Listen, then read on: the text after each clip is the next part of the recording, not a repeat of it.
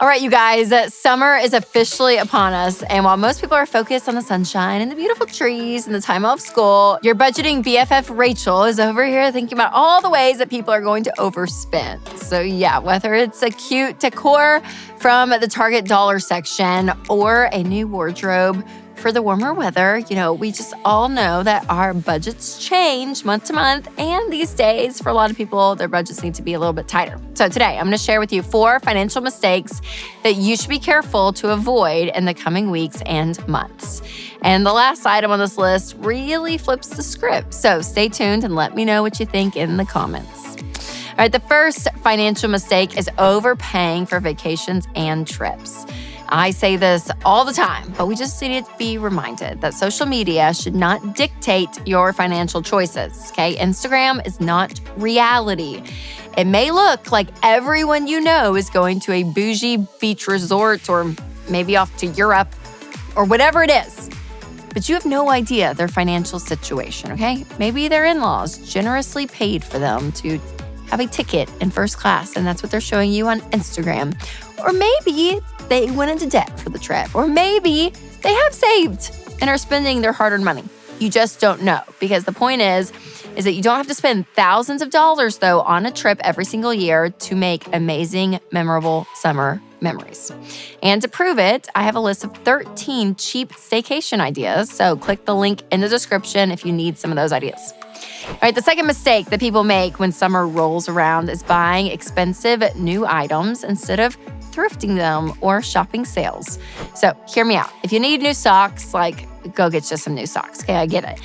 But if you're suddenly spiraling because every kid has outgrown their rain jacket and their bike helmet and all this stuff at the same time, just calm down, prioritize purchases, and maybe even look to say, hey, what is on sale right now? Or go to the thrift store. Because maybe you're desperate to host a great get-together with friends, but you don't have to break the bank, you guys, okay? So looking out for sales is so key. And again, you don't have to resort to overspending on swimsuits the week before all the kids go to summer camp. Just grab a cheap option at Target and call it a day. Or shop at a local consignment sale for those cute family beach photo outfits. Whatever it is, get creative, but be wise. Which brings me to the third financial mistake that people are about to make, and that is dropping a lot of cash on experiences for the kids.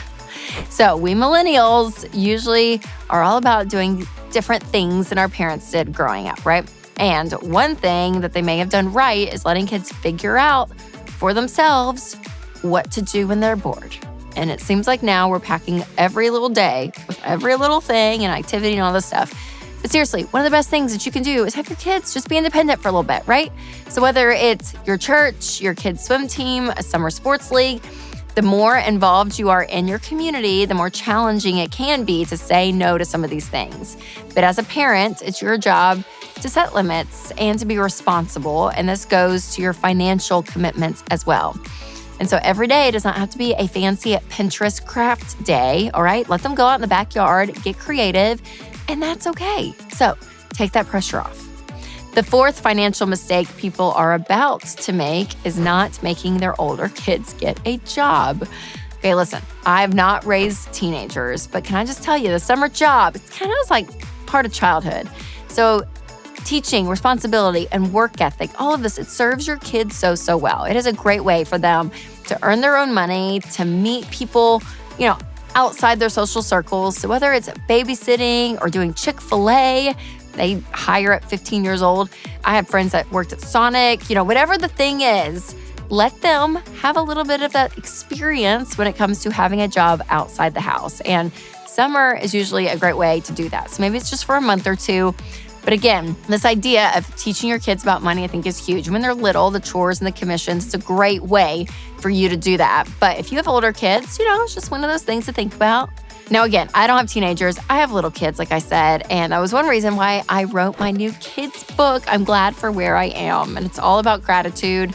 It is so sweet. If you haven't picked up a copy, make sure to do that. I'll leave a link in the description, but it's a really great book when it comes to gratitude and teaching our kids. All right, you guys, there is more from where all of that came from, because if you want to hear my 3 tech-free free summer activities for kids. Click the link below for that episode. We're giving you a bunch of stuff to get your mind as a parent going to say, okay, what can I do to be wise this summer when it comes to my money and my family? And if you want to get organized with your money, make sure you've created a budget. And Every Dollar, it's a great budgeting app. It's wonderful, and it really does help be able to control and organize your money when it comes to your paychecks. All right, you guys, happy summer. And remember to take control of your money and create a life you love.